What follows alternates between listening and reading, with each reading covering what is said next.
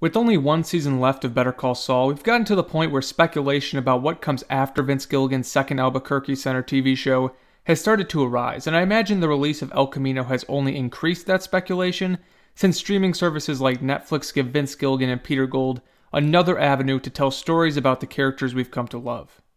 Now, Vince Gilligan has actually been asked about the possibility of another story focused on a character from Breaking Bad or Better Call Saul, and he basically said that he's more focused on finishing Saul on a good note, and that maybe after so many years with these characters, it'd be good for him to take on a different challenge.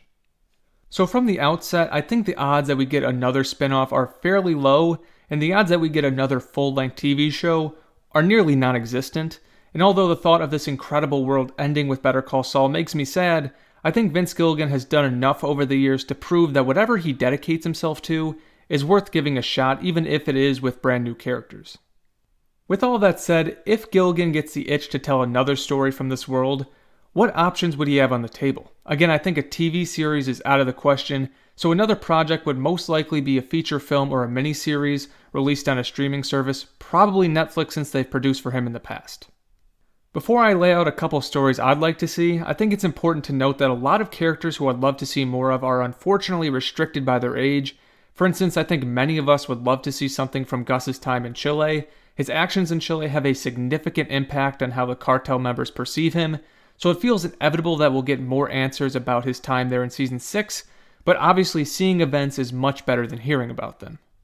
Giancarlo Esposito is currently 62 years old, and although I think the makeup department has done an excellent job making him look in his early 40s for Better Call Saul, he would need to look half his age for any project based in Chile, which just isn't feasible without breaking the bank and going the Irishman route. The same can be said about Mike's time as a cop in Philadelphia. And unfortunately, age is not the only problem. Age restricts the ability to make prequels, and death restricts the ability to make sequels. Not too many characters are alive at the end of Breaking Bad. Walt, of course, is dead, and so is Gus, Hector, Todd, Hank, Jack, the cousins, Lydia.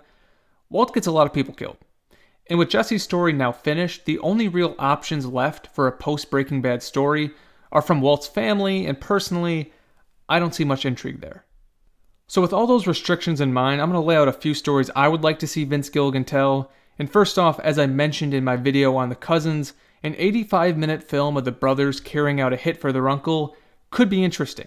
Now, the obvious problem is that Marco and Lionel hardly speak, so it'd be difficult to connect or root for them, and this is especially true since they've only ever been cold-blooded killers when we've seen them on screen. But what if Marco and Lionel were given a worthy task? What if they were sent to take revenge for an extremely evil act, maybe another cartel killing the innocent family of someone within their own cartel? Sometimes you can root for a villain if they're trying to take out someone worse than themselves, especially if that someone is distinctly unlikable. Any story worth telling needs to have some deeper themes and messages, and that also could prove difficult with a short revenge movie, but it's far from impossible. Now, another story I'd like to see is dependent on the results of Season 6 of Better Call Saul. As we all know, when Walt and Jesse kidnap Saul, he's under the impression that Lalo is still alive, and I don't think the odds are great that he does survive Season 6 based on what Gus tells Hector, but if he does, I'd love to see where he ends up and what he's doing with himself. And unlike the cousins, Lalo is extremely talkative and likable, and it would not be difficult to root for him. I sort of already am, to be honest. If he does fake his death or something like that and escapes to another country, I can't imagine Lalo just laying on a beach for the rest of his life. Lalo is a man who spent his entire life in and around power, and he doesn't strike me as a man who would be satisfied without it. It would be pretty awesome to see Lalo start from the very bottom of some unforgiving society and try to work his way up to the top using his charm and viciousness. And I wouldn't want to see Lalo, cooking meth and partnering up with some down-on-his-luck drug addict. That's been done before. But I think there could be a lot of interesting options within the format I just gave. I don't think there's anyone who wouldn't want more of Tony Dalton, considering he's only going to end up with just over 2 seasons of screen time. My final idea, and this one is a little bit more obscure, is about the character I think viewers would most like to see after Better Call Saul, and that is of course Kim Wexler.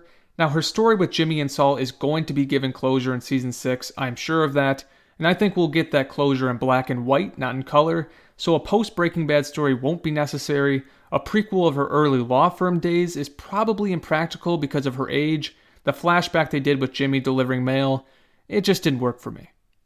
This is where my idea might lose some people. I'd like to see an A24 style drama, 90 to 100 minutes, of Kim's life as a young girl, around the age we see her in the One Cold Open. Now this would mean Rhea Seehorn would not be involved, and that could turn a lot of people off, and I get that. But if they found the right talented young actress, they'd have a lot of intriguing material to work with. We've heard Kim described to Mr. Acker being evicted from homes in the middle of the night, and we've also seen what problems her mom could present. If my motivations theory is even close to correct, her entire family experience would be well worth exploring, and despite its small scale, I think it could be very powerful and expand our understanding of Kim as a character. But again, it would require a phenomenal young actress, and those usually aren't in high supply. Those are just a few of my ideas. If you have any of your own, feel free to let me know. I'm sure mine will pale in comparison. The comments section typically has more creativity than myself. And if you enjoyed this video and want more Better Call Saul and Breaking Bad content, remember to hit the subscribe button on your way out. Have a fantastic rest of your day. Thank you for stopping by.